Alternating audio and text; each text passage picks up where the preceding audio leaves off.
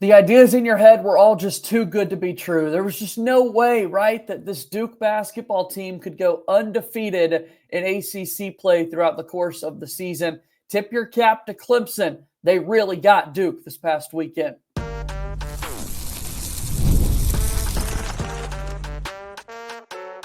You are Locked On Blue Devils, your daily podcast on the Duke Blue Devils. Part of the Locked On Podcast Network, your team every day. Hello, everybody, and welcome into another episode of the Locked On Blue Devils podcast. My name is JJ Jackson. So excited to have you here with us today on Tuesday, February 11th, 2025. Locked On Blue Devils is your one-stop shop where we discuss everything going on inside the life of Duke athletics with a big-time focus on this Duke men's basketball team. Each and every day, we are here for you, the only daily Duke podcast out there that you could find, proudly a part of the Locked On Podcast Network, your team every day. On today's show, Connor O'Neill from Devils Illustrated is here to hang out with us today. We're going to be talking about the Duke game that took place this past weekend against Clemson, continuing to unpack Duke's first ACC loss of the season in ways that they can respond moving forward. If you have not done so already, please be sure to follow and subscribe to Locked On Blue Devils for free wherever it is that you get your podcasts. Leave us a 5-star rating and written review. You can watch our show each and every day on YouTube, like our YouTube videos, subscribe to our channel, and continue to help grow the Locked On Blue Devils world each and every day. So grateful for the support that all the everydayers provide. In the comments down below, let us know you're an everydayer, and I appreciate all the love that we get here on the show. Follow us on X at LO_Blue Devils, and I'm there as well at _JJ_Jackson_. So 77-71 was the final score in this one, as our next guest, Connor O'Neill, was down at Little John Coliseum for this game over the weekend. And unfortunately for Duke, it results in their first ACC loss of the season. So Connor, we felt like maybe there was a chance this could happen. Odds still favored Duke. There was still a 70+% chance that this game would end up going in Duke's favor. But ultimately, Clemson gets the final laugh in this basketball game from over the weekend. Yeah, I'm not going to come on a Duke podcast and take a victory lap, but I did start saying about a month ago that I did not think Duke was going to go 20-0. And I'll let you take. Yes, you absolutely did. I can't remember which platforms I said it on, whether it was just definitely here. Whatever, yeah, but I definitely said like they're going to lose at either Wake Forest or at Clemson.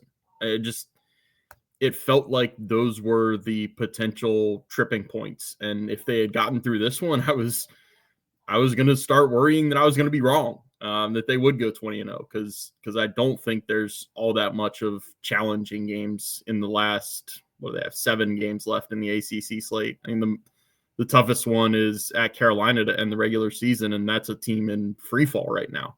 We just saw them go down to Clemson last night and lose. So, no, it was a tough game. I think you're kind of walking on eggshells when you got a 6-point lead and the other team just shot 68% on you in the first half.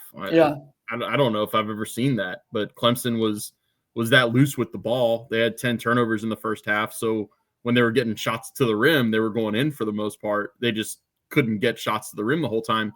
They only had 2 turnovers in the second half, and Duke had 18 points off turnovers in the first half. They still had 18 points off turnovers in the game. So they lose that advantage. They get bullied on the inside. They get beaten to, like John Shire said yesterday on the teleconference, they got beat to almost every 50-50 ball imaginable. I mean, it was more like 90-10 balls for Clemson. And that's something we just haven't seen from this team. We haven't seen them have the interior defense or lack thereof yet this year. Even in the losses to Kentucky and Kansas, you didn't feel like they got owned on the inside, right? Like Hunter Dickinson was not all that much of a factor before he really wasn't a factor for the last 10 minutes of that game. So, like I said, I'm not going to victory lap. I'm also not going to be dismissive of the loss. Like Duke has to take some things, extract what they can and learn from it and get better from it. But it's not the worst thing in the world to lose a game in early February, kind of get your team's attention again. It as long as it's used moving forward, it can be almost a good thing and a silver lining. Yeah, there's always so much pressure when you feel like you haven't lost in forever, and when is that shoe going to slip? And we've seen that throughout the course of the NCAA tournament run. But then again, I have a really hard time saying, we should probably lose a game. Like I can't ever get there. But history tells us like that's typically a good thing when you can kind of get a loss, remind yourselves we are human, we're not perfect. Let's figure this out, because to your point, there were so many things in this game in particular that it is easy to point to. At least there is a clear path, I would think, to kind of rebounding and telling yourselves, well, we did it for 12 straight games to open up league play. Let's just settle back in and get back after it. Yeah, so you mentioned rebounding in terms of like Duke needs to rebound from the loss. Duke needs to rebound, period. They were out-rebounded in the previous 2 games, and that's one of the sticking points. Like, you got away with it in the previous 2 games. It didn't really matter that Carolina out-rebounded you because you blitzed them so much in the first half that the second half was just, a formality. You have to play all 40 minutes no matter what. And who was the game in between? I'm already blanking on who Duke beat in between. Which 2 games? Between Carolina and Clemson. Syracuse. For however it happened, Syracuse out-rebounded Duke, I think by 5. You're not all that concerned about being out-rebounded when you win the game by 29 points. Yeah. But you are concerned about losing the rebound battle 36-23 in a game you lose by 6. Right. And give up the second chance opportunities and give up the loose balls that they gave up at Clemson. So, yeah. And then on the subject of not wanting to drop a game, we'll have a back and forth. I need to put in the research to actually do it, but I think the last several national champs to come from the ACC, none of them won the ACC tournament. Like Duke in 2015 lost in the semis to Notre Dame. Carolina in 17, I believe, lost in the semis to Duke. Yep. Virginia in 19 lost in the semis to Florida State, if I'm not mistaken. I need to put in the rest of the research to go back with other conferences, obviously. But yeah, not advocating for Duke to throw a game on a Friday night in Charlotte. Yeah. but maybe it wouldn't be the worst thing. Sure. Yeah. I mean, it more applies to baseball than basketball. Right. I always, that goes into pitching, and we're in opening week of college baseball season, as absurd as that sounds. So I'm a little bit in baseball mode and I think of pitching, but yeah, it's not the worst thing in the world if you lose early in the ACC tournament. Let me help you out with a little bit of research, because I just wanted to remind myself. In 2010, Duke did win the ACC tournament and go on to win the national championship. However, in 2009, Duke won the ACC tournament and North Carolina ended up winning it all there. So here was my theory that all these numbers just clicked in my head, right? Duke just had the nation's longest winning streak at 16 games come to a close over the weekend. There are 7 games left in the regular season for Duke. Then you've got 3 games in the ACC tournament, plus 6 to get to the national championship game. There could be another 16-game run here coming for Duke that results in being the national champions. Yeah, just with that one little brief interlude in the upstate. Yes, I guess I forgot the Illinois game. Okay, so Duke needs a 17-game winning streak to close this out then. I didn't realize you said 7 ACC games left. So yes, yeah. 8 regular season games, and then I know we're a way away from it, but that Illinois game is going to be weird, man. That team, they can look like they're one of the 10 best teams in the country, and they can look like they do not even belong in the NCAA tournament. Yeah, it'll be here sooner than we think. I mean, coming up at the end of next weekend on the 22nd, Duke will take on Illinois there from Madison Square Garden. So we'll continue to talk about this Duke loss against Clemson. How in the immediate aftermath can they respawn and keep going forward? And we'll do that after we take our first break here today. Locked On Blue Devils here today is brought to you by our friends over at Wayfair. After getting into the new year and the holiday hustle, there's nothing like giving your home a little TLC. I always find that decluttering and refreshing my space helps me get back into a routine. Whether you're tidying up, clearing out, or just want to give your space a new look to start the year, Wayfair has everything you need, all within your budget. The free and hassle-free delivery, even for larger items, is one of the greatest parts about Wayfair. The site is so easy to navigate, and I have found everything I needed in no time. There's something for every style and every home. Wayfair makes it so easy to tackle your home goals. Give your home the refresh it needs with Wayfair. Head to wayfair.com right now. That is WAYFAIR.com. Wayfair, every style, every home, a proud sponsor of Locked On Blue Devils.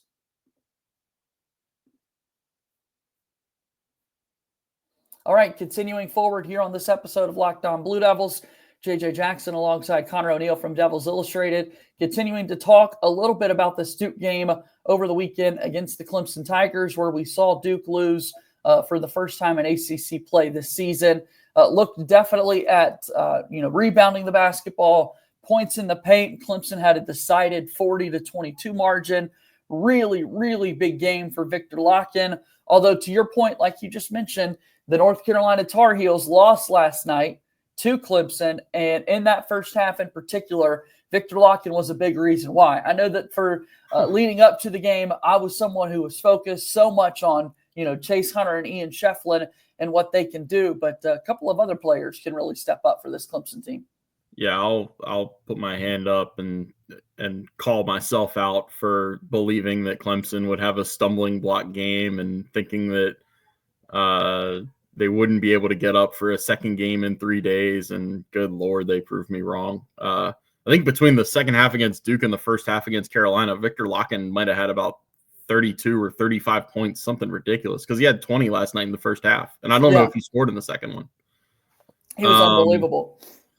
Yeah, I mean, part of this is Clemson. It's more. I hate the cliche of tale of two halves, but it kind of was a tale of two halves when you think about Clemson in the first half against Duke took a lot of contested twos, and twos not from close to the rim. They were, Jaden Zachary shooting a 13-foot fadeaway, or Chase Hunter shooting a 10-footer off one leg, or, they were taking the type of shots that every coach in the country, every analytical person in the country would tell you, those are the shots you want to give up. Like, you don't want to give up threes. You don't want to give up layups, because every offense, that's what they want. Yeah. So if you're making a team shoot contested twos and they're making them, it's a little bit of just bad luck for you. I mean, you don't want to hear that as a fan. I get that part of it, but that's part of it. The second half was more the problem. The second half is when Clemson had their way inside, and Victor Locken went over, around, and through Kaman Malawach, and Malik Brown wasn't as much of a defensive factor as we've seen him be in the past. Yeah. And that's the problem. That's what has to get fixed. We know now that Cooper Flagg has been dealing with a virus for the last couple of weeks. I'm of the mindset that, the kid tells us he doesn't want to use it as an excuse. I'm not inclined to make a big deal of it if he tells us it's not an excuse. John Shire is telling us that it has mattered. It's affected his preparedness and the way he's able to participate in practices and stuff like that. But they've got to figure out how to get him right. I think they will. I trust that he's not going to be sick for the next month and a half or whatever. But yeah, there's solving the defense and what went wrong. There's getting Cooper Flagg right. They missed Mason Gillis in this game. Yeah, that's where I was going to go. You highlighted him in the Wake Forest game in particular. Speaking of illness, Gillis has been out these last two games, and kind of seems like he could have been a guy, not a guarantee that you're going to win the game in that spot. But in those moments, I can't think of anyone else you'd rather have out there than number 18, Mason Gillis. Yeah, I would want the guy who has spent a lot of the last 3 years on a top 5 ranked team who understands better than probably anybody on Duke's roster, other than maybe Tyrese Proctor, what it's like to go into an opposing gym and have the vast majority of it want bad things to happen to you. Yep. It's not a slight against Cooper or any of the freshmen or, even Malik Brown playing in the ACC. I mean, who was getting up for Syracuse games in the last 2 years with what that program has been. So they needed Mason Gillis in this game. It's not an excuse. I'm not living my Twitter bio here and doing the losers do two things, complain about officiating and dwell on hypotheticals. Like the hypothetical of Mason Gillis could have helped Duke, but he didn't. He wasn't there. And then to expound on that a little bit, the way this game was called affected Duke, I think. Having a bunch of fouls called in loose ball situations, and you see the highlights there on the stats if you're watching on YouTube. One guy fouled out, come on, and then 3 guys finished with 4 fouls. And I think Malik was the only one who picked up a bunch of those later on in the game when Duke was trying to extend the game. Like Concanipple and Sion James both had 4, I think, for the last 8 or 9 minutes of the game. Right. It's going to happen. Like you're on the road. It's a hostile environment. You're going to get a home whistle if you're the home team. That's the nature of things. That's, Duke gets a home whistle for half their games of the year. That's the way it is. But that's one of the reasons why I think it was sometime in the second half in the Cooper Flagg barrage to make it a game. I said, sign me up for the rematch in Charlotte right now. Right. I want to see those teams on a neutral court. I want to see them play again. I would love to see this game happen again in the ACC tournament. And just for Cooper to not be his normal self, but to have something within him that down the stretch, I got to go save this game. Got to go make it happen. Incredible stuff. He's special, man. Flagg. Yeah, he's special. I got a kick out of the media. If you're watching, I'm using the air quotes here. The media member to my right, decked out in full Clemson gear and cheering from press row, leaned over to me at some point in the second half and asked me what Cooper's season high was. And off the top of my head, I knew it was 6 against Incarnate Word, and I told him 6. So he was really geeked up. Season low, yeah. Yeah, he was really geeked up about how good Clemson's defense was on him. Right. And I pat myself on the back here for having the restraint to not lean over to him and say, like, he's past his season low on the second or third 3 that he hit there at the end of the game. Yeah. Found it within him to go make some plays. How about Proctor? I mean, 16 in the first half.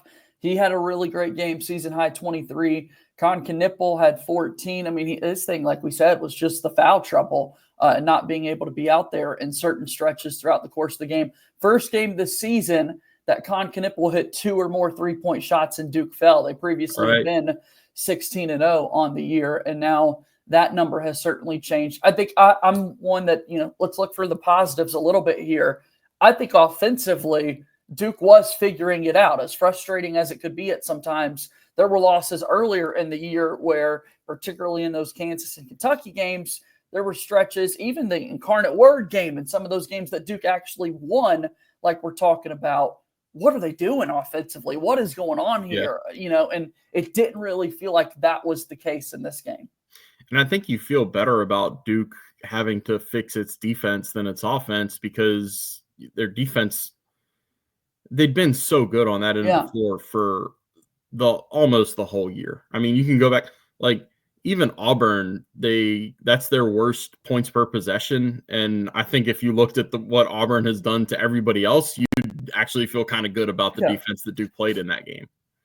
Yeah. So I think they're still in a good spot. Like as far as figuring out what went wrong, like, yeah, their offense is humming. I think this was not a game that they hit over 60% field goal percentage, which is my little pet peeve of a number it's turned out to be. But still, I mean, good Lord, they hit 12 of 24 threes in a road environment like that. That's good stuff. Yeah. Like you're kind of pissed off that you lose a game if you make 12 of 24 on the road, Right. but you're hitting shots that's going to translate. Like you're going to need to be able to do that moving forward. Basketball is fair, I reckon, at the end of the day, because now we've seen a game where Duke only makes 4 3-pointers from the outside and they won, and you're figuring out, wow, how did we do this? And now you've got this game where they get to 12 and they lose the basketball game. So things starting to even out a little bit. All right, so now Duke has a couple of games at home, which will be something nice after a week of games being played away from Cameron Indoor Stadium. They'll get ready for those, and we'll talk about them when we come back here on Locked On Blue Devils.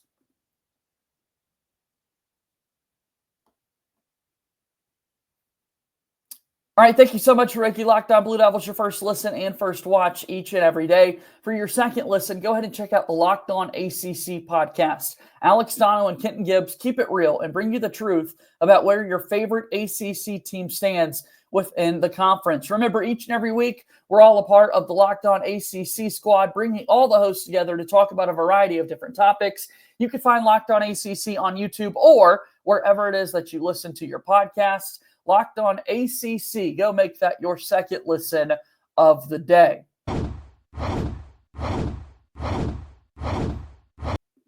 Connor O'Neill is here with us on the program today. We're talking about the Duke basketball loss to Clemson and kind of putting that in the rearview mirror and now getting set for the game coming up on Wednesday against Cal, Saturday against Stanford. Traditional ACC rivalries set to be played. All jokes here as they're now in their first year within the league itself. Yeah, I mean, you look and maybe this is a positive that the ACC has been down in some ways throughout the course of the season because you don't really have these massive challenging games coming up on your schedule here. It's simply a matter of let's get back, let's be us, and find those winning patterns and ways once again. Yeah, it sets up for teams to have get-right moments throughout the league schedule. I mean, you're very rarely going to see a team play tough games back-to-back. I've watched a bit of Cal and Stanford because Wake has played Stanford twice and just played Cal on Saturday. I'm sitting on press row at Clemson watching Cal Wake. Cal should be better than what their record is. They have some pieces that can hurt you. They were without Andre Stojakovic, Paige's kid, for about 2 weeks, and he came back last week and had 2 awful games. So if you're a Duke fan, that might scare you a little bit because he might be due for a breakout. Like he's one of the most talented scorers in the ACC, and I think last week in 2 games combined, he might have had 10 points. Yeah. They've got a freshman who actually is the reason that Cooper was not the unanimous preseason freshman of the year in the ACC. Jeremiah Wilkinson got a total of 1 vote in the preseason poll. Yeah. But like he is a scorer. He's a bona fide, he's a bucket. He can go off for 20 any given night. I think he's had 1 or 2 30-point games. And then Jovan Blacksher, another guard they have, he's, not to give you Chase Hunter flashbacks because he's not Chase Hunter. He is a 6th-year guy. Like he spent 5 years at Grand Canyon. I think Grand Canyon made the tournament 2 or 3 times while he was there. Mm-hmm. So he's an experienced guy. They have some big dudes in the post that are physical, that are going to challenge Kaman and Cooper in the inside. Rytis Petritis does a little bit of everything at the 4 spot. Again, like Cooper Flagg does a little bit of everything also, and he does it a lot better than Rytis Petritis, and he's a better athlete. He's a bit more projectable, all that stuff. But there's going to be a little bit of that matchup where Cooper's looking at himself in a mirror because Petritis does a lot of the same things in the same, dips his toe in the pond of a lot of different areas. So it's an interesting game. Like Duke is favored by 25 on Ken Palm. I'm not making this out to be a tight game. It shouldn't be, but just know that like Cal has guys that can hurt you. Yeah. And then Stanford, I mean, Maxime Renault in 95% of seasons that I've covered the ACC, he would be the hands down player of the year in the league. But because a generational talent is at Duke and because Cooper is who he is, he's going to be the ACC player of the year. Maxime Reynaud is so good. I mean, they've been missing Jalen Blakes. I'm kind of, it wouldn't be good for Duke if he plays on Saturday because he makes Stanford a lot better. I am kind of hoping he's back because it would be cool to see Jalen Blakes playing in Cameron. Yeah. But without Jalen Blakes, they've had to run 7-foot Frenchman Maxime Reynaud at basically point center because they don't really have another ball handler. I think Benny Geeler is their backup, and he's been out also. So these are going to be two games that, like, I'm almost leaning toward telling you they're going to be as difficult as Duke makes them. Like, if Duke comes out and like gets Mason Gillis back, if Cooper Flagg is on the other side of this virus he's been dealing with, if Duke uses what went wrong in the Clemson game to fix and address some things, it's going to be 1 or 2 blowouts this week. If there are lingering effects, like if they get bullied inside for a second or third straight game, and if they lose a bunch of 50-50 balls that they've been coming up with all year, these are actually going to be some tight, like, hey, they might lose their first home game of the year type of moments. I can't wait to see it all play out and to see how Duke responds following this loss to Clemson. Glad that they'll be back home inside Cameron Indoor, and getting excited to see how these games kind of come together. Tell us about Devils Illustrated, Connor. How can people support you? Yeah, Devils Illustrated, you can find that at duke.rivals.com. There's plenty of coverage up. I mean, there's a story from just yesterday about what went wrong defensively. We know the numbers, but it's with John Shire's updated comments after watching the film over the weekend. It's valuable stuff. I hope you go check it out and join in on the discussion. Thanks for being here today, Connor. We'll talk again soon, okay? Thanks for having me, JJ. All right, that's Connor O'Neill. He's joining us here on this episode of Locked On Blue Devils. Always appreciate his time, insight, and analysis. We will see how this Duke basketball team can respond moving forward here following the loss. That's going to do it for our show here today. Thank you so much for your support. Be sure to subscribe to our YouTube channel. Subscribe wherever it is that you get your podcasts. I hope that you all have a very wonderful Tuesday, February 11th here. Want to give a happy birthday shout out to my Nana. Love you very much, Nana. Thanks for all you do for me and my brother, and excited to see how Duke can respond in the days to come. That'll do it for today's show. As always, go Duke. I'll talk to you again tomorrow. My name is JJ Jackson. Thank you and good day.